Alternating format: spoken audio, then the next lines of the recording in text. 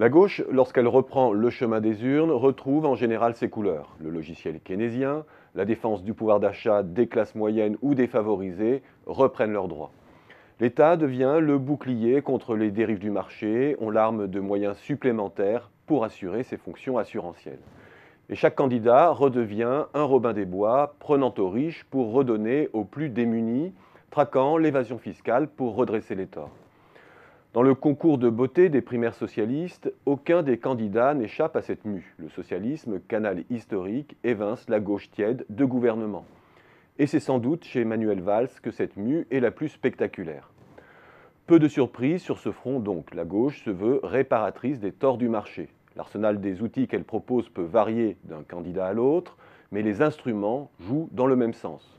De nouveaux revenus de substitution, avec notamment la proposition d'un revenu décent pour Manuel Valls et celle d'un revenu universel d'existence pour Benoît Hamon. Une baisse de la fiscalité pour les ménages et plus forte progressivité pour Manuel Valls et sa déclinaison chez les autres candidats. Baisse de la CSG des petits revenus pour Arnaud Montebourg, fusion IR et CSG pour Benoît Hamon, associée à la création de 10 tranches, bouclier fiscal pour les plus modestes chez Vincent Peillon. Relance de l'investissement public enfin, dans tous les programmes avec une coloration verte variable d'un candidat à l'autre.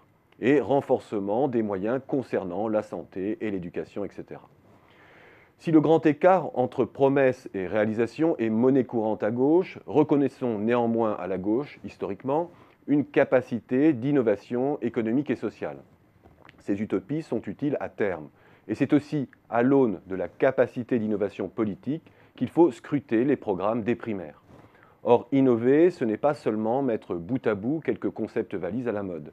Il ne suffit pas de se référer aux formes alternatives d'entrepreneuriat, à l'économie sociale et solidaire pour l'un, à l'économie circulaire pour l'autre, à marquer sa préférence pour la PME, pour changer la face du capitalisme.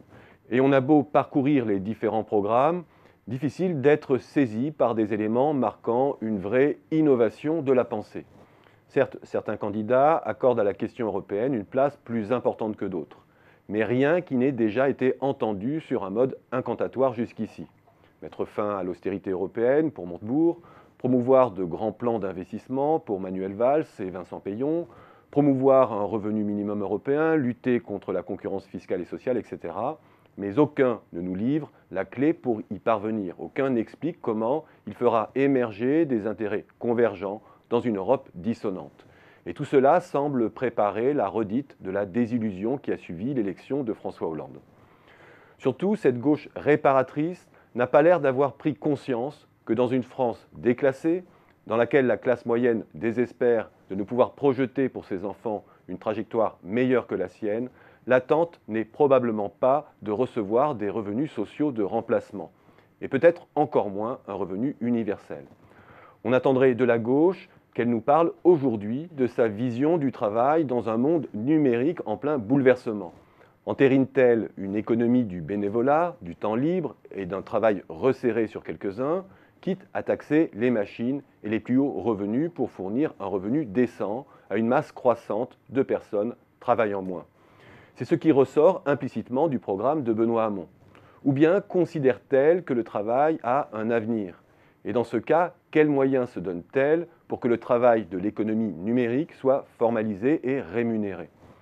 Abordant trop directement les enjeux de redistribution, la gauche tente aujourd'hui à court-circuiter le véritable enjeu du moment, celui de la distribution primaire. Et ce faisant, à force de taxer toujours plus une base fiscale dont chacun pressent qu'elle s'évapore toujours plus, pour fournir des revenus de substitution non réellement désirés, elle ne déclenche ni l'adhésion, ni le sentiment d'innovation intellectuelle.